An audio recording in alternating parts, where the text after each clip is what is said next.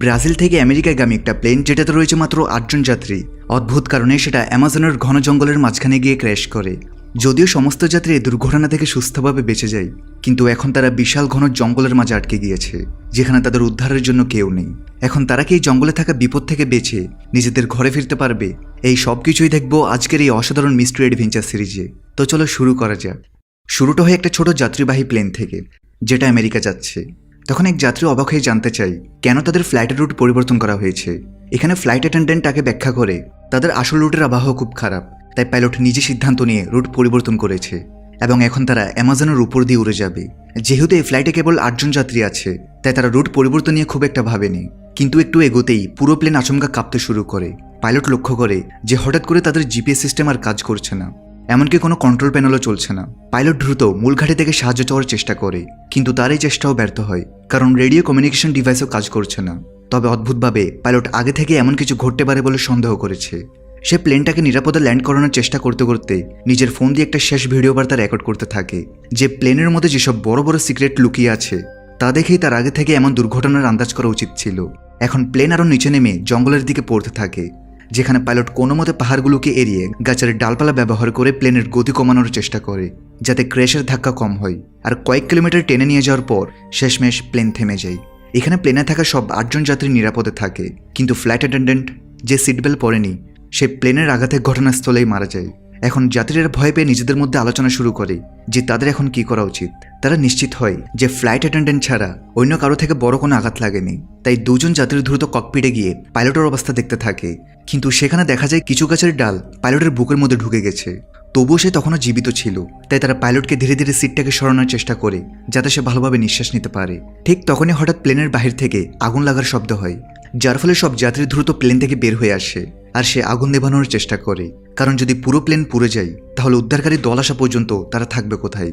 কিছু সময় পরে যখন পরিস্থিতি শান্ত হয়, তখন ৮ জন যাত্রী সবাই একসাথে হয়ে পরিস্থিতি বোঝার চেষ্টা করতে থাকে, কিভাবে পাইলটের রুট পরিবর্তনের পর তারা অ্যামাজনের কোনো গভীর অঞ্চলে এসে পড়েছে।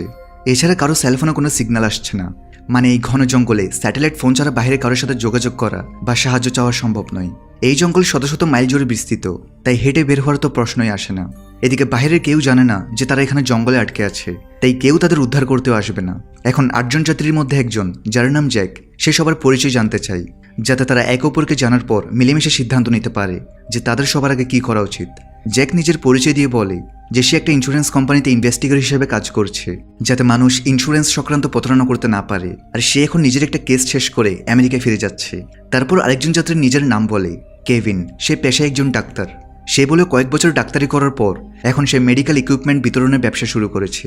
এই কারণে সে তার নতুন কোম্পানির জন্য ডিল সম্পূর্ণ করে আমেরিকায় ফিরে যাচ্ছে। ডাক্তার কেভিন এখানে পাইলটকে দেখে বুঝে নেয় যে তার ভোকাল কর্ডে আঘাত লেগেছে, তাই সে কথা বলতে পারছে না। আর সে হলো এখানকার একমাত্র পাইলট যে তাদের এখান থেকে বের করে নিয়ে যেতে পারবে, তাই তাদের যেভাবেই হোক তাকে বাঁচাতেই হবে। এখানে তৃতীয় যাত্রী ক্রিস্টি নামের একটা মেয়ে বলে যে সে প্রায় বিভিন্ন দেশে ভ্রমণ করে এবং তার ভিডিওগুলো সে সোশ্যাল মিডিয়ায় পোস্ট করে। এবারও সে ঘুরতে গেছে অন্য একটা দেশে, তবে নিজের অতীত সম্পর্কে প্রশ্ন করা হলেও সে কিছুই বলে না। এখানে চতুর্থ যাত্রী হলো কার্লোস নামের একজন রেসলার, যে মূলত মেক্সিকোর বাসিন্দা, তবে এখন একটা ফাইটিং কম্পিটিশনের জন্য এই ফ্লাইটে করে সে আমেরিকায় যাচ্ছে। এরপর একটা তরুণ দম্পতি ডন এবং অ্যামি, তারা বলে তারা তাদের নতুন বিয়ের পর হানিমুনে বেরিয়েছে। অবশেষে আছে একটা মধ্যবয়সী দম্পতি ডেভিড এবং লিসা। তারা মূলত আমেরিকার একটা ছোট শহরে একটা হোটেল চালায়, তবে এখন ডেভিডের হার্ট সার্জারির জন্য বাইরে যাচ্ছে। এভাবে ৮ জন যাত্রী একে অপরের সম্পর্কে মোটামুটি জেনে নেই।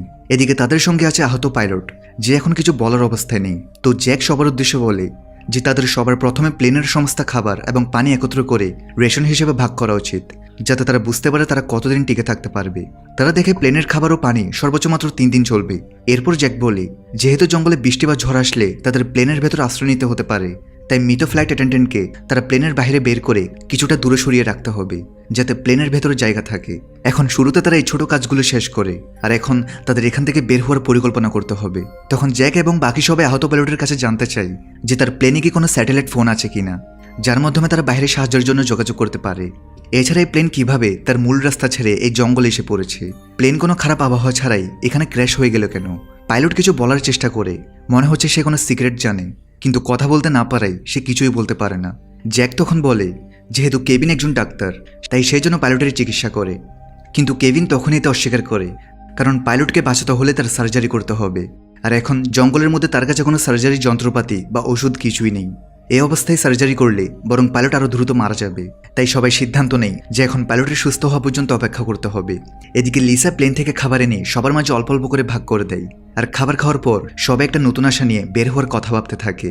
তখন ক্রিস্টির নিকটবর্তী একটা পাহাড়ের দিকে তাকিয়ে বলে, কে জানে যদি তারা উপর দিকে উঠে তাহলে হয়তো মোবাইলে কোনো সিগন্যাল পাওয়া যাবে। তাই তাদের সেখানে গিয়ে চেষ্টা করা উচিত। তবে তখন সন্ধ্যা হয়ে গেছে। তাই তারা ঠিক করে পরের দিন সকালে তারা পাহাড় উঠবে। ছোট্ট একটা ব্রেক দিয়ে আবার মূল ভিডিওতে ফিরে যাচ্ছি। 1xBet হচ্ছে বর্তমান বিশ্বের অন্যতম জনপ্রিয় বিশ্বস্ত অনলাইন বুকমেকার প্ল্যাটফর্ম, যার অফিসিয়াল পার্টনার হচ্ছে সিরিয়া এবং পিএসজি। তাই এই অ্যাপ খুবই সহজ, মজার এবং লাভজনক, সাথে জেতার সম্ভাবনা অনেক বেশি। মাত্র কিছু টাকা ডিপোজিট করে তুমি প্রবেশ করতে পারো এক বিশাল এন্টারটেনমেন্ট দুনিয়ায়, যেখানে রয়েছে লাইভ ইভেন্ট দেখা, টান টান উত্তেজনা এবং দ্রুত আয় করার অসাধারণ সুযোগ। 1xBet-এ তুমি রেজিস্ট্রেশন করার সময় আমার প্রোমো কোড MND10 ব্যবহার করলেই পেয়ে যাবা 200% বোনাস, সর্বোচ্চ 26,000 টাকা পর্যন্ত। আর উপার্জিত অর্থ তুমি সহজেই তুলতে পারবে তোমার মোবাইল ওয়ালেটে, যেমন বিকাশ, নগদ কিংবা রকেটের মাধ্যমে মাত্র কয়েক মিনিটেই। এছাড়াও এখন চলছে 1xBet-এর বিশাল একটি প্রমোশন, যেখানে তুমি জিতে নিতে পারো স্বপ্নের গাড়ি, বাইক, এমনকি নগদ 1 কোটি টাকা পর্যন্ত। কিন্তু অফারটি সীমিত সময়ের জন্য, তাই সুযোগ হাতছাড়া করো না।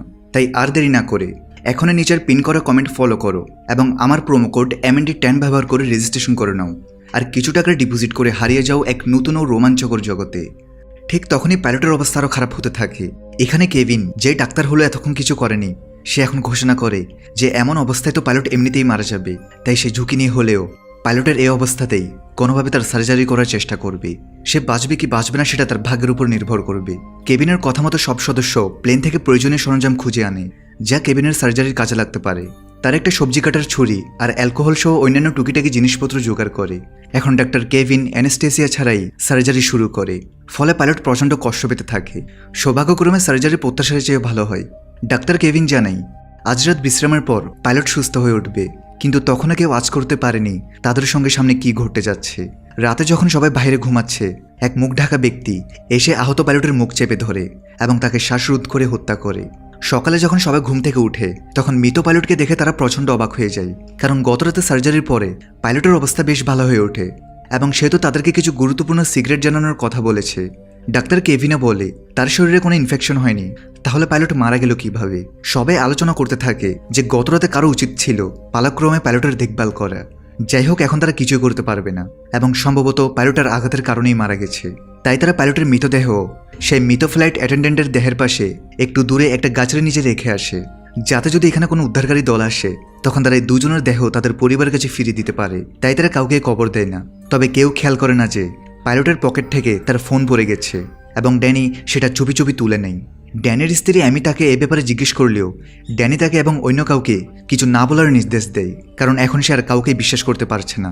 এরপর ড্যানি একা পাইলটের দেহের কাছে যায় এবং তার আঙ্গুল কেটে নেয়, যাতে তারা এই ফিঙ্গারপ্রিন্ট দিয়ে ফোনটা আনলক করতে পারে। এদিকে সেই মধ্যবয়সী দম্পতি যখন একসাথে হয় তখন লিসা তার স্বামী ডেভিডকে বলে যে তার মনে হয় না পাইলট স্বাভাবিকভাবে মারা গেছে। লিসা একসময় একটা হসপিটালের নার্স হিসেবে কাজ করেছে এবং একবার সে এক রোগীকে শ্বাসরোধ হয়ে মারা যেতে দেখেছে। লিসার মতো পাইলটের মুখও সে হসপিটালের রোগীর মতো কালো হয়ে গিয়েছে, মানে কে ইচ্ছাকৃতভাবে তার শ্বাসরোধ করেছে। তবে সেটা সবার সামনে প্রকাশ্যে বলেনি, কারণ স্পষ্টতই এই 8 জনের মধ্যেই কেউ একজন পাইলটকে হত্যা করেছে। তখন তার স্বামী ডেভিড অবাক হয়ে জিজ্ঞেস করে যাত্রীদের মধ্যে কেউ কেনই বা পাইলটকে মারবে। কিন্তু লিসার মতে এই বিষয়টা এখন তাদের খুঁজে বের করতে হবে, আর এখন থেকে তাদের সাবধান থাকতে হবে এবং নিজেদের ছাড়া আর কারোর উপর ভরসা করা উচিত হবে না। এই কথা বলার সময় হঠাৎ লিসা অনুভব করে কেউ তাদের কথা শুনছে, তাই সে সঙ্গে সঙ্গে সেই আলোচনা অর্ধেকেই বন্ধ করে দেয়। এদিকে ট্রাভেলার ক্রিস্টি অ্যামির কাছে এসে বলে সেই জানে ড্যানি আর অ্যামি আসলে বিয়ের পর হানিমুনে যাচ্ছে না, তো সেই জন্য তাকে সত্যি কথা বলে দেয়। তখন অ্যামি স্বীকার করে নেয় যে সে আসলে একজন ধনী ব্যবসায়ীর মেয়ে এবং ড্যানি তার পরিবারের ড্রাইভার। কিন্তু তারা একে অপরের প্রেমে পড়ে যায় এবং যখন তাদের মনে হয় যে তাদের পরিবার কখনোই সম্পর্ক মেনে নেবে না, তখন তারা নিজেদের দেশ ছেড়ে এই ফ্লাইটে করে আমেরিকা চলে যাচ্ছে। ক্রিস্টি বুঝতে পারে তারা মিথ্যা বলেছে, যাতে অন্য যাত্রীরা তাদের সন্দেহের চোখে না দেখে। এদিকে কার্লোস সবাইকে একটা ভালো খবর দেয় যে সেই প্লেনের ধ্বংসাবশেষের মধ্যে সে একটা জিপিএস ডিভাইস খুঁজে পেয়েছে। সে বলে যদি সেই ডিভাইসটাকে পাশের পাহাড়ের চূড়ায় নিয়ে গিয়ে অ্যাক্টিভেট করতে পারে তাহলে তাদের কাজ হয়ে যাবে। এর সিগন্যাল অনেক দূর পর্যন্ত যাবে। তাছাড়া এই ডিভাইসের যতটুকু ক্ষতি হয়েছে সেটা সে আগামীকালের মধ্যেই ঠিক করে ফেলবে। তখন এই কথা শুনে সবাই নিশ্চিন্তে নিঃশ্বাস নেয়, কারণ অবশেষে তাদের এখান থেকে বের হওয়ার একটা রাস্তা তৈরি হয়েছে। কার্লোস জানায় যে তার বাবা একসময় ইলেকট্রিশিয়ান ছিল এবং তার থেকেই সে এসব কাজ শিখেছে, কিন্তু সে নিজে একজন ফাইটার হতে চেয়েছে, তাই সে তার বাবার দোকান ছেড়ে দেয়। তখন জ্যাক বলে ঠিক আছে, আজকের মধ্যে কার্লোস এই জিপিএস ডিভাইসটা ঠিক করুক, আর তার হিসাব মতে পাহাড়ে চড়ে যেতে তাদের অর্ধেক দিনের সময় লাগবে। তাই তারা ঠিক করে কাল সকাল হলেই তারা ডিভাইস নিয়ে উপরে উঠবে। কিন্তু লিসা তখন তাদেরকে একটা খারাপ খবর শোনায় যে তাদের খাবার চুরি হয়ে গেছে। যদিও তাদের এখানে আটকে পড়ার মাত্র একদিন হয়েছে, যে খাবার তাদের 3 দিন চলার কথা এখন তা একদিনেই শেষ হয়ে গেছে। তখন ক্রিস্টি আর জ্যাক তাড়াতাড়ি প্লেনে গিয়ে খুঁজতে থাকে যে কে তাদের খাবার পানি চুরি করেছে। আর যে রেশন পানিতে তাদের 3 দিন চলে যেত তা এখন মাত্র একদিনেই শেষ হয়ে গেছে। এখানে ক্রিস্টির খোঁজার দক্ষতা দেখে জ্যাক মন্তব্য করে সে সাধারণ কোনো ট্রাভেলার হতে পারে না, কারণ যেভাবে সে তদন্ত করছে সাধারণ মানুষ সেভাবে তদন্ত করে না। তখন ক্রিস্টি অবশেষে তার পেশা সম্পর্কে জানায় যে সে আসলে একজন রিপোর্টার, যে কিনা বিশ্বের বিভিন্ন দেশে গিয়ে সেখানকার গ্যাংদের এক্সপোজ করে এবং তাদেরকে পুলিশে ধরিয়ে দেয়। তাই সে নিজের ব্যাপারে মিথ্যা বলেছে, যাতে যদি যাত্রীদের মধ্যে কোনো ক্রিমিনাল থাকে তাহলে সে তার উপর আক্রমণ না করে। মানে এখানে উপস্থিত 8 জন যাত্রী প্রত্যেকেই তাদের অতীত গোপন করছে। এদিকে এখন যেহেতু তাদের কাছে খাবার পানি আর নেই, তাই কার্লোসকে জিপিএস ডিভাইস ঠিক করতে রেখে বাকি সবাই জঙ্গলে খাবারের পানি খুঁজতে বেরিয়ে পড়ে। পথে যেতে যেতে তারা কিছু নীল রঙের মাশরুম দেখে। ক্রিস্টি তার রিপোর্টিং অভিজ্ঞতা থেকে জানে এগুলো খেলে কোনো মানুষের কয়েক ঘন্টার মধ্যে মৃত্যু হতে পারে, তাই সে কাউকে ভুলেও এগুলো ছুঁতে মানা করে। সে আরও বলে এমন মাশরুম সাধারণত ভেজা জায়গায় জন্মায়, মানে আশেপাশে কোথাও বড় কোনো পানির উৎস থাকতে পারে। আর সামনে এগোতেই তারা একটা পুকুর খুঁজে পায়, তবে এখানকার পানি পরিষ্কার নয়, তাই তাদেরকে এটাকে বিশুদ্ধ করার উপায় বের করতে হবে যাতে তারা পান করতে পারে। ঠিক তখনই হঠাৎ তারা পেছন থেকে গুলির আওয়াজ শুনে এবং সবাই দ্রুত দৌড়ে গিয়ে দেখে এটা আসলে ডেভিড, যে তার স্ত্রী লিসার সাথে নিজের বন্দুক দিয়ে একটা বানর শিকার করেছে যাতে তারা সেটা খেতে পারে। আসলে তাদের মালপত্রের মধ্যে একটা বন্দুকও ছিল, যার কথা তারা কাউকে বলেনি। লিসা এখন সবাইকে জানায় তারা কাউকে ভয় দেখাতে চায়নি, তাই তারা তাদের বন্দুকের ব্যাপারে কিছু বলেনি। এখন ডেভিডের শিকার করা বানর খেয়ে সবাই আজকের রাতের খাবার সারে। এদিকে ক্রিস্টি আর জ্যাক মিলে একটা ব্যবস্থা করে পুকুরের পানিকেও বিশুদ্ধ করে ফেলে যাতে তা পান করার উপযোগী হয়। মানে আজকের জন্য তাদের খাবার ও পানির সমস্যা মিটে গেছে। তবে একজন সদস্য অ্যামি বানর খেতে পারে না, তাই তার খাবার যাতে নষ্ট না হয় এই জন্য ডেভিড নিজেই তার খাবার খেয়ে নেয়। এরপর জ্যাক সবাইকে বলে তাদের ব্যাগে কি ডেভিড আর লিসার মতো বিপজ্জনক কোনো কিছু লুকানো আছে কিনা, কারণ সবার এ ব্যাপারে জানার অধিকার রয়েছে। কার্লোস তার ব্যাগ খুলে দেখায় তার কাছে শুধু তার ফাইটিং মাস্ক আছে, যা রিংয়ে লড়ে তার ফাইটিং পার্সোনালিটিকে রিপ্রেজেন্ট করে।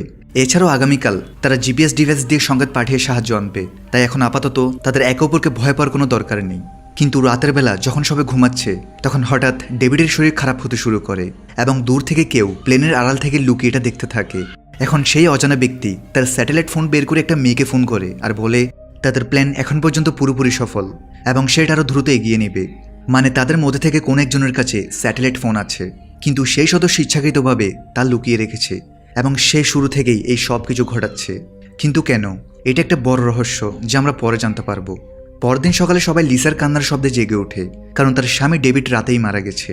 ডাক্তার কেভিন দ্রুত পরীক্ষা করে জানায় ডেভিডের মুখ থেকে ফেনা বের হচ্ছে, তার মানে তার ফুড পয়জিং হয়েছে এবং সম্ভবত তাকে টক্সিক মাশরুম খাওয়ানো হয়েছে, যেটা তারা আগের দিন রাস্তায় দেখেছে।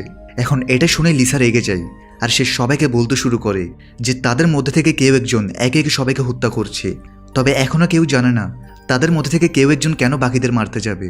এই 8 জন তো ফ্ল্যাটের আগে একে অপরকে চিনতই না। লিসা আরও বলে ক্যাপ্টেন কেউ ইচ্ছাকৃতভাবে মেরেছে এবং সে তখনই তার মুখ দেখে সেটা বুঝতে পারে, তবে তখন সে চুপ থাকে যাতে সবাই একে অপরের সাথে ঝগড়া না করে। লিসার মনে পড়ে যায় সে এসব কথা নিজের স্বামী ডেভিডকে বলে, আর তখনই সে অনুভব করে পেছন থেকে কেউ আসছে যে তাদের সব কথা শুনছে। তাই সে খুনিটা ডেভিডকেও টার্গেট করে হত্যা করেছে। গতকাল যখন জঙ্গলে তারা বিষাক্ত মাশরুম পায় তখন তাদের মধ্যে থেকে কেউ একজন গোপনে সেই মাশরুম তুলে নিয়েছে এবং রাতে ডেভিডের খাবারের সাথে মিশিয়ে দিয়েছে। তার উপরে ডেভিড গতকাল অ্যামির খাবারও খায়, তাই কে জানে অ্যামির খাবারেও হয়তো বিষ ছিল। এখন এখানে সবাই আতঙ্কিত হয়ে পড়ে, কারণ যদি তাদের মধ্যে থেকে কেউ খুনি হয়ে থাকে তাহলে প্রত্যেকের জীবনই বিপদের মুখে। তার উপর হঠাৎ করে তাদের প্লেন জঙ্গলে এসে ক্র্যাশ হওয়া এবং এরপর একে একে সদস্যদের মৃত্যুবরণ করা, এই সব কিছু ইঙ্গিত দিচ্ছে যে এইসব কোনো দুর্ঘটনা নয়, বরং আগে থেকেই পরিকল্পিত। এখন সবাই এখানে আলাদা হয়ে যায়, কারণ কেউই কারোর উপর ভরসা করতে পারছে না। ড্যানি তার স্ত্রী অ্যামিকে পাইলটের ফোন দেখায়, যেটা সে আগেই তুলে রেখেছে। সেই ফোনে পাইলটের শেষ ভিডিও রেকর্ডিং পাওয়া যায়, যেখানে সে নিজেই স্বীকার করেছে যে কিভাবে এই প্লেনে এক বিশাল গোপন রহস্য লুকিয়ে আছে এবং ইচ্ছাকৃতভাবে এটা ক্র্যাশ করানো হয়েছে। ড্যানি এবং অ্যামি সেই ভিডিও বাকি সবার সাথেও শেয়ার করে, ফলে এখন সবাই নিশ্চিত হয় যে এখানে সত্যি বড় ধরনের কোনো বিপদ লুকিয়ে আছে, আর পেছনের 2টা মৃত্যু দুর্ঘটনাবশত নয় বরং পরিকল্পিত। এখন কার্লোস জানায় সে অবশেষে জিপিএস ডিভাইসটা ঠিক করে ফেলেছে এবং এখন তাদের শুধু পাহাড়ে চড়াই যেতে হবে। কিন্তু এখন আর কেউ একে অপরের উপর ভরসা করতে পারছে না, কারণ তাদের মধ্যে যে আসল খুনি রয়েছে সে চাচ্ছে না এই মিশন সফল হোক। কারণ একবার এই ডিভাইস কাজ করতে শুরু করলেই তারা এখান থেকে বেরিয়ে যেতে পারবে। তারা আলোচনা করতে শুরু করে যে কোন কোন সদস্য পাহাড়ের উপরে যাবে আর কারা নিচে থেকে ক্যাম্পের সুরক্ষায় থাকবে, কারণ সবাই একসাথে উপরে উঠতে পারবে না। তখন জ্যাক বলল ঠিক আছে, সে নিজে থেকে এখানে ক্যাম্প পাহারা দেবে, আর কার্লোসের সাথে ডাক্তার কেভিন এবং ক্রিস্টি এই দুইজন পাহাড়ে উঠবে এবং জিপিএস ডিভাইস ইনস্টল করবে। তিনজনই এখন ডিভাইস নিয়ে উপরে উঠতে শুরু করে। তারা জানতো যদি তাদের মধ্যে কেউ খুনি হয় তাহলে বাকি দুজন মিলে তাকে সামলাবে। এদিকে ওঠার সময় কার্লোস চুইংগাম খেতে থাকে, আর ক্রিস্টি তার গামের মোড়কটি দেখে বুঝতে পারে এটা তো সেই খাবার থেকে এসেছে যা আগে চুরি হয়েছে, মানে কার্লোসই তাদের খাবার চুরি করেছে। তাহলে হতে পারে সেই আসল খুনি, যদিও সে এখনই কারো কাছে কিছু প্রকাশ করে না আর নিজেই কার্লোসের উপর নজর রাখতে থাকে যাতে সে কোনো সমস্যা না করে। তার উপর জিপিএস ডিভাইসটা কার্লোসের কাছেই ছিল, যদি কার্লোস ডিভাইসটা নষ্ট করে ফেলে সেই ভয়ে সেই ডিভাইসটা তার কাছ থেকে নিয়ে নেয়। এরপর তিনজন মিলে পাহাড়ে চড়তে থাকে, আর অর্ধেক দিন পর তারা শেষ পর্যন্ত চূড়ায় পৌঁছে যায়। কিন্তু যখন তারা পাহাড়ে চড়ে যাচ্ছে তখন হঠাৎ ক্রিস্টির পা পিছলে যায় এবং সে পাহাড়ের কিনারে ঝুলে পড়ে। তার উপর ডিভাইসটাও ঠিক কিনারার কাছাকাছি পড়েছে। তাদের তিনজনেরই জানা আছে যদি এই ডিভাইস নিচে পড়ে যায় তাহলে তাদের এখান থেকে বের হওয়ার একমাত্র পথ বন্ধ হয়ে যাবে। তাই নিজের জীবন বাজি রেখে ক্রিস্টি প্রথমে ডিভাইসটা ধরে নেয়। অন্যদিকে কার্লোস আর ডাক্তার কেভিন নিজেদের জীবনের ঝুঁকি নিয়ে ক্রিস্টি আর ডিভাইস দুজনকে টেনে উপরে তুলে নেয়। আর এই ঘটনার পর তিনজনের মধ্যে পারস্পরিক বিশ্বাস তৈরি হয়ে যায়, কারণ যদি তাদের মধ্যে কেউ খুনি হতো তাহলে সে সহজে বাকিদের নিচে ফেলে হত্যা করতে পারত, কিন্তু বরং তারা একে অপরকে বাঁচায়। এখন কার্লোস শেষমেশ জিপিএস ডিভাইস সেট আপ করতে শুরু করে। সেখানে ডাক্তার কেভিন তার মোবাইল ফোনও চেক করে, কিন্তু তাতে এখনো কোনো সিগন্যাল আসেনি। মানে এখন তাদের শুধুমাত্র জিপিএস সিগন্যালের উপরই আশা রাখতে হবে। কিছুক্ষণ পর কার্লোস বাকি দুজনকে জানায় যে সে অবশেষে জিপিএস ডিভাইস চালু করেছে এবং কয়েক ঘন্টার মধ্যেই উদ্ধারকারী সিগন্যাল চারপাশে ছড়িয়ে পড়বে আর কেউ না কেউ এসে তাদের উদ্ধার করবে। এখন সূর্য ডুবে যাচ্ছে, তাই তিনজন নিজে তাদের ক্যাম্পে ফিরে আসতে শুরু করে। এদিকে নিচে থাকা বাকিরা একে অপরকে মোটেও বিশ্বাস করতে পারছে না। লিসা বন্দুক তাক করে জ্যাককে দূরে থাকতে বলে, কারণ তার স্বামী মারা যাওয়ার পর সে আর কাউকে বিশ্বাস করতে পারছে না। অন্যদিকে ড্যানি তার স্ত্রী অ্যামির উপর রেগে যায়, আর সে অ্যামিকে আর কারোর সাথে কথা বলতে নিষেধ করে। এখন থেকে সবকিছু সে নিজে একা সামলাবে। কিন্তু অ্যামি তো এখন ড্যানির উপরই সন্দেহ করতে শুরু করে।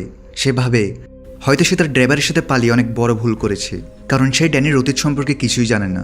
সে বোকার মতো কেবল প্রেমে পড়ে তাকে বিশ্বাস করেছে এবং নিজের ড্রাইভারের সাথে পালিয়ে এসেছে। আর এখন এই জনহীন জঙ্গলের মধ্যে একে একে সবাই মারা যাচ্ছে। ড্যানি এটা শুনে প্রচণ্ড রেগে যায়। সে চিৎকার করে বলে, যদি আমি না থাকতাম তুমি ততক্ষণে মরেই যেতে। অ্যামি ড্যানির এই রূপ দেখে ভয় পেয়ে যায়, কারণ সে আজ পর্যন্ত কখনো ড্যানির এমন রূপ দেখেনি। এখন সে ড্যানির সাথে পালিয়ে আসার সিদ্ধান্ত নিয়ে অনুশোচনা করতে থাকে। এখানে চারজন লোক পরস্পরকে সন্দেহের দৃষ্টিতে দেখতে থাকে। কিছুক্ষণ পর উপর থেকে বাকি তিনজনে নিচে ফিরে আসে এবং জানাই যে তারা জিপিএস ডিভাইসটা ঠিক মতন ইনস্টল করে ফেলেছে এবং যদি ভাগ্য ভালো হয় তাহলে কালকের মধ্যেই কেউ না কেউ তাদের উদ্ধার করতে আসবে। এখন বেঁচে থাকা সাতজন অদ্ভুতভাবে একসাথে রাতের খাবার খেতে খেতে ভাবছে যে কিভাবে তাদের শুধু আগামীকাল পর্যন্তই টিকে থাকতে হবে। রাত নেমে এলে বাকিরা সবাই ঘুমিয়ে পড়ে, কিন্তু কার্লোস নিজের ফাইটিং প্র্যাকটিস শুরু করে দেয়, কারণ সে তার প্রতিযোগিতার জন্য প্রস্তুতি শেষ করতে চাইছে। কার্লোস যে নিজের স্বপ্ন পূরণের জন্য তার পরিবারকে ছেড়ে এসেছে, এমন ভয়াবহ পরিস্থিতিতেও সে কেবল তার প্র্যাকটিসেই মনোযোগ রাখছে। এই কারণে শুরুতে সে খাবার চুরি করেছে যাতে তার ডায়েটে কোনো ঘাটতি না পড়ে। কিন্তু যখন কার্লোস তার প্র্যাকটিস শেষ করে তখন সে দেখতে পায় সামনে কালো কাপড় পরে কেউ দাঁড়িয়ে আছে, আর সে তার নিজের রিংয়ের মাস্কও পরে আছে। এরপর সেই ব্যক্তি কার্লোসকে ছুরি দিয়ে আঘাত করে তাকে হত্যা করে দেয়। ভোর হবার পর কেউ আর কার্লোসকে খুঁজে পায় না। তখন জ্যাক বলে তারা আলাদা আলাদা হয়ে কার্লোসকে খুঁজবে। তবে ডাক্তার কেভিন মনে করিয়ে দেয় গতকাল তারা জিপিএস ডিভাইস ইনস্টল করেছে, তাহলে এতক্ষণ তো উদ্ধারকারী দল চলে আসার কথা। কিন্তু কেউ জানতো না যে গতকাল তারা যে ডিভাইস ইনস্টল করেছে সেটা তাদেরই কোনো এক সদস্য ডিভাইসটার তার কেটে ফেলেছে, তাই এখন কোনো সিগন্যালই যাচ্ছে না। এই বিষয়টা না জেনে নিচে থাকা সবাই কার্লোসকে আশেপাশে খুঁজতে থাকে, কিন্তু তারা তাকে কোথাও খুঁজে পায় না। তখন কেভিন বলে তাদের উচিত আবার ডিভাইসটা চেক করে আসা। ক্রিস্টি তার সাথে যেতে রাজি হয়, কারণ এখন কাউকে একা পাঠানোর রিস্ক তারা নিতে পারবে না। কিন্তু যখন তারা পাহাড় উঠতে থাকে তখন তারা দূরে অনেকগুলো পাখি জড়ো হয়ে থাকতে দেখে, আর এটা দেখে দুজনে বুঝতে পারে যে সেখানে কিছু তো ঘটেছে। তাই পাহাড়ের চূড়ার দিকে না গিয়ে তারা ওই দিকেই হাঁটতে শুরু করে। সেখানে কার্লোসের মৃতদেহ পড়ে আছে, যাকে গতরাতে কোনো অজানা এক সদস্য মেরে এখানে ফেলে দিয়েছে। এরপর তারা দুজন নিজেদের ক্যাম্পে ফিরে বাকি সবাইকে জানায় যে তারা আরও এক সদস্যকে হারিয়েছে। এখন এখানে সবাই অ্যামি আর ড্যানির উপর সন্দেহ করতে শুরু করে, কারণ গতরাতে তারাই কার্লোসের সবচেয়ে কাছে শুয়েছে। যদিও ড্যানি তাদের বোঝানোর চেষ্টা করে যে সে কেন এমন কিছু করবে, আর সে একই প্রশ্ন সবার মনে ঘুরতে থাকে যে যদি তাদের মধ্যে থেকে কেউ একজন খুনি হয় যে এক এক করে সবাইকে মারছে, তাহলে তার উদ্দেশ্য কি, সেসব কেন করছে। তখন লিসা জানাই গতরাতে কেউ তার বন্দুক থেকে সবগুলি চুরি করেছে, এখন তার কাছে কেবল একটাই গুলি আছে যা তার পকেটে থেকে গেছে। এটা শুনে কেভিন বলে সে যখন ড্যানির চিকিৎসা করে তখন সে তার পিঠে একটা ট্যাটু দেখেছে। এমন ট্যাটু সাধারণত গ্যাংয়ের সদস্যরা করে, মানে ড্যানি হয়তো গ্যাংয়ের লোক। তার উপরে এমি তো ড্যানির অতীতের ব্যাপারে কিছুই জানে না, তো হতে পারে ড্যানি এসব করছে। যদিও ড্যানি জানাই এই ট্যাটু সে নিজে করেনি, বরং তাকে জোর করে করানো হয়েছে। তাকে মিথ্যা মামলায় জেলে পাঠানো হয়, আর সেখানে গ্যাং সদস্যরা তাকে ট্যাটু করতে বাধ্য করে। কিন্তু পরে সে নিজের জীবন বদলানোর জন্য এমির বাড়িতে ড্রাইভারের কাজ নেই, এবং সেখানে সে এমির প্রেমে পড়ে। সে ক্রিমিনাল নয়, সে এসব কিছুই করছে না।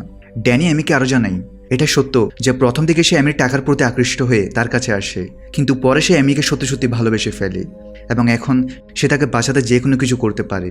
তখন অলরেডি সন্ধ্যা নেমে এসেছে, আর বাইরে প্রচণ্ড ঝড় বৃষ্টি শুরু হয়েছে, তাই সবাই দৌড়ে প্লেনের ভেতর চলে আসে। কিন্তু তখনই তারা বুঝতে পারে যে কেন কেউ একজন তাদের মারছে। আসলে বৃষ্টির পানির কারণে প্লেনের সিলিং ভেঙে সেখান থেকে কিছু ব্যাগ বেরিয়ে আসে, আর যখন জ্যাক সিলিং সরায় তো দেখা যায় এর ভেতর অনেক সাদা ব্যাগ রাখা আছে। সবাই সাথে সাথে বুঝে ফেলে এগুলো তো ড্রাগের প্যাকেট, যেগুলো এই প্লেনের মাধ্যমে পাচার হচ্ছে। এখানে ড্যানি একসময় গ্যাংয়ে কাজ করেছে, তো সে বলে যে এগুলো তো প্রায় 20 টাকার মূল্যের হবে। সবার ধীরে ধীরে সব পরিষ্কার হতে থাকে কিভাবে এয়ারলাইন সাধারণ যাত্রীর পরিবহনের ছল করে আসলে ড্রাগ পাচার করে। তাই তাদের টিকিট অন্যান্য ফ্লাইটের থেকে অনেক সস্তায় বিক্রি হয়, আর সম্ভবত এয়ারলাইনের গোপন তথ্য কোনোভাবে ফাঁস হয়ে গেছে, আর তাই তারা প্লেনটাকে ইচ্ছাকৃতভাবে এই জঙ্গলে ক্র্যাশ করিয়েছে। আর তাদের মধ্যে যে সদস্য অন্যদের মারছে সে নিশ্চিত এই মাল নিজের দখলে নেওয়ার জন্যই করেছে। কিন্তু এর পরও কিছু ব্যাপার তারা এখনো বুঝতে পারছে না যে সেই সদস্যের বাকি সবাইকে মেরে ফেলার কী প্রয়োজন ছিল। এখানে সবাই এসব ভাবছে, এমন সময় দেখা যায় অ্যামি ভয় পেয়ে প্লেন থেকে দৌড়ে পালিয়েছে। যেসব জিনিস যার সে এখন তাদের প্রাণে মেরে ফেলবে। তখন ড্যানি এমের পেছন পেছন যায় তাকে খুঁজতে। এরপর কেভিনের বোঝানোর পর যে তাদের কাউকেই বাইরে যেতে দেওয়া উচিত নয়, তারপর কেভিনের কথাই লিসাও তাকে খুঁজতে বের হয়। এখানে বাইরে আজ মুষলধারে বৃষ্টি পড়ছে, আর ঝড়ো বাতাসের শব্দে আশেপাশের কিছুই শোনা যাচ্ছে না। আর লিসা যখন তার বন্দুক নিয়ে এমিকে খোঁজার চেষ্টা করে তখন পেছন থেকে সেই খুনি এসে তাকে ছুরি দিয়ে আক্রমণ করে। এখানে লিসা মারার আগে খুনিটির মুখে সরানোর চেষ্টা করে যাতে তার চেহারা সে দেখতে পারে, কিন্তু তার আগেই সে মারা যায়। সকাল হবার পর লিসার লাশ দেখে সবাই রেগে যায়। তাদের হাজার চেষ্টার পরও সে খুনি বারবার কাউকে না কাউকে মেরে ফেলছে। সবাই একে অপরকে সন্দেহ করতে শুরু করে, কিন্তু কারো ঠিক বোঝার উপায় নেই যে তাদের 5 জনের মধ্যে আসল খুনিকে। ঠিক তখনই ক্রিস্টি জ্যাকের দিকে বন্দুক তাক করে, আর সে জানায় কিছুক্ষণ আগে সে জ্যাকের জিনিসপত্র থেকে লিসার বন্দুকের সব গুলি উদ্ধার করেছে, যা লিসার বন্দুক থেকে চুরি হয়। তার মানে জ্যাকই আসল খুনি হবে। ক্রিস্টির কাছে তার আরও একটা প্রমাণ আছে। সে জ্যাকের ব্যাগ থেকে একটা স্যাটেলাইট ফোনও পেয়েছে, যা দেখে ক্রিস্টি শতভাগ নিশ্চিত হয়ে যায় যে সেই সব কিছু করছে। যদিও জ্যাক সবকিছু অস্বীকার করে, সে বলে এটা ঠিক যে সে লিসার বন্দুক থেকে তার গুলি সরিয়েছে, কিন্তু সে এটা এই জন্যই করেছে যে তার মনে হয়েছে লিসাই আসল খুনি, তাই সবার নিরাপত্তার জন্য সে গুলি সরিয়েছে। কিন্তু স্যাটেলাইট ফোন তো তার কাছে ছিলই না। হয়তো তাদের মধ্যে যে আসল খুনি সে এই ফোন তার ব্যাগে রেখেছে যাতে সে ফেঁসে যায়। তখন কেভিন তাড়াতাড়ি বলে এই স্যাটেলাইট ফোন দিয়ে কল করে এখনই সাহায্য চাওয়া উচিত, কিন্তু ক্রিস্টি জানায় সে এটা ইতিমধ্যে চেষ্টা করেছে। এই ফোনে এমন এক পাসওয়ার্ড দেওয়া আছে যেটা আনলক না করলে ফোন কাজই করবে না, আর যেহেতু এই ফোনটা জ্যাকের বলে ধরা হচ্ছে তাই পাসওয়ার্ডে কেবল জ্যাকই জানবে। কিন্তু জ্যাকের দাবি এই ফোনটা তার নয় এবং সে পাসওয়ার্ডও জানে না। এবার ড্যানি রেগে গিয়ে জ্যাকের উপর হামলা করে, কিন্তু কেভিন তাকে বোঝায় যে যদি তারা জ্যাককে মেরেও ফেলে তারপরে স্যাটেলাইট ফোন আনলক না করলে তারা বাইরে বেরোতে পারবে না, তাই তাদের জ্যাককে বাঁচিয়ে রাখতে হবে। এরপর তারা আপাতত জ্যাককে বেঁধে রাখে। এখন বাকি 4 জন সিদ্ধান্ত নেয় যে তাদের মধ্যে কাউকে জ্যাককে টর্চার করতে হবে যাতে সে তার মুখ খোলে। র্যান্ডমলি ডাক্তার কেভিনের নাম উঠে আসে, তাই কেভিন জ্যাকের কাছে গিয়ে আবার তার কাছে পাসওয়ার্ড জানতে চায়, আর জ্যাক আবার অস্বীকার করে এবং বলে যে তাকে ফাঁসানো হচ্ছে। বাধ্য হয়ে কেভিন তার নখ উপড়াতে শুরু করে। এদিকে বাকি 3 সদস্য ক্রিস্টি, ড্যানি আর অ্যামি সে পাহাড়ের উপরে থাকা জিপিএস ডিভাইস চেক করতে চলে যায়। সেখানে তারা দেখে যে ডিভাইসের তার কেউ খুলে রেখেছে, তাই এতদিন ধরে কেউ তাদের রেস্কিউ করতে আসেনি, কারণ ডিভাইস তো তখন থেকেই বন্ধ। এখন ক্রিস্টি তার জোড়া লাগিয়ে ডিভাইসটা চালু করে দেয়। এতে অবশেষে তাদের লোকেশন আমেরিকায় পৌঁছে যায়, যারা এখনো সেই হারানো প্লেন খোঁজার চেষ্টা করছে। কিন্তু দেখা যায় যে লোকেশনটা পড়েছে অ্যামাজন জঙ্গলের মধ্যে, যেটা আমেরিকার সীমার বাইরে। আর যেহেতু এয়ারলাইন আমেরিকার রেজিস্টার্ড নয়, তাই তারা তাদের আর্মিকে জঙ্গলে পাঠাতে পারবে না। তাই এক সরকারি ইনভেস্টিগেটর ক্লেয়ার সে এয়ারলাইনের অফিসে গিয়ে পৌঁছায়, আর সে তার কোম্পানিকে তদন্তের আদেশ দেয়, কারণ তাদের এক প্লেন বেশ কিছুদিন ধরে নিখোঁজ এবং তারা কাউকে কিছু জানায়নি। এখানে সে এয়ারলাইনের ম্যানেজার কোরা হেসে বলে নিশ্চিন্তে তদন্ত করতে পারো, কিন্তু যেহেতু প্লেন আমেরিকার সীমার বাইরে তাই সেখানে কেবল মেক্সিকান আর্মি যেতে পারবে। এখানে রিভিল হয় যে সেই ইনভেস্টিগেটর ক্লেয়ার আসলে জ্যাকের স্ত্রী, আর জ্যাক সেখানে এয়ারলাইনের বিরুদ্ধে তদন্তের জন্য একটা সিক্রেট মিশনে গেছে। এই জন্যই ক্লেয়ার তাকে খোঁজার চেষ্টা করছে। এর ফলে এখন এটাও পরিষ্কার হয়ে যায় যে 5 জন সার্ভাইভারের মধ্যে জ্যাক আসলে কিলার হতে পারে না, যদিও বর্তমানে বাকি 4 জন তাকেই সন্দেহ করছে।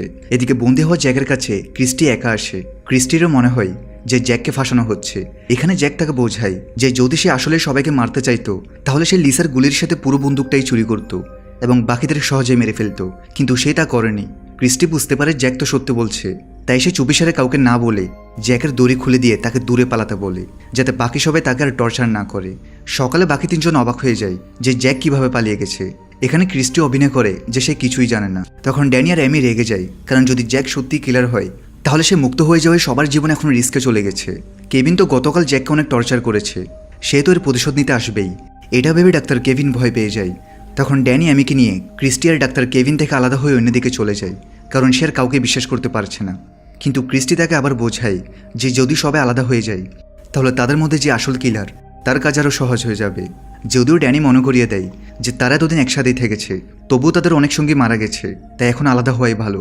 অন্যদিকে জ্যাকও ক্যাম্প থেকে দূরে গিয়ে নিজে থাকার জন্য একটা আশ্রয়ের খোঁজে বেরিয়ে পড়ে। বাকি 4 সদস্যদের কাছে তো সে যেতে পারবে না, কারণ একমাত্র ক্রিস্টি ছাড়া বাকি 3 জন তাকে কিলার ভাবছে। এদিকে ড্যানি তখন অ্যামিকে আশ্বস্ত করে যে সে তার কিছু হতে দেবে না। তারা অলরেডি জিপিএস ডিভাইস চালু করেছে, রেস্কিউ টিম চলে আসবে, এবং সত্যি সেটাই হয়। মেক্সিকান আর্মির কাছে অর্ডার পৌঁছে যায় যে তারা এখন সেই ডিভাইসের লোকেশনে গিয়ে সেখানে থাকা সার্ভাইভারদের উদ্ধার করবে। এখন আর্মি ক্যাম্পের কিছু সেনা সদস্যদের একটা টিম একটা হেলিকপ্টার করে অ্যামাজনের জঙ্গলের দিকে রওনা দেয়। এদিকে ড্যানি আর অ্যামি একসাথে বসে আছে, আর বাকি 3 জন মেম্বার আলাদা আলাদা ডিরেকশনে এগিয়ে যাচ্ছে। হঠাৎ তারা একসাথে কয়েকটা গুলির শব্দ শুনতে পায়। এখানে তারা দৌড়ে একসাথে ক্যাম্পে ফিরে এটা দেখে অবাক হয়ে যায় যে ড্যানি আর অ্যামি দুজনকে কেউ পেছন থেকে গুলি করেছে, আর তারাও মারা গেছে। এখন এখানে ক্রিস্টি, জ্যাক আর কেভিন বেঁচে থাকা শেষ 3 জন সার্ভাইভার একে অপরের দিকে সন্দেহের দৃষ্টিতে তাকাচ্ছে। তাদের 3 জনের মধ্যেই একজন আসল কিলার, যে এতদিন ধরে সবাইকে মেরেছে। এদিকে আর্মিও সিগন্যাল পেয়ে এখন এই লোকেশনের দিকে এগিয়ে চলেছে। আর এখানেই 4 নং এপিসোড শেষ হয়। বাকি এপিসোড নিয়ে দেখা হবে পার্ট 2 ভিডিওতে, যেখানে রয়েছে অনেক বড় বড় টুইস্ট। সো পার্ট 2 আসলে পেয়ে যাবে এই ভিডিওর কমেন্টে। দেখা হবে পার্ট 2 ভিডিওতে। সবাই ভালো থেকো, সুস্থ থেকো।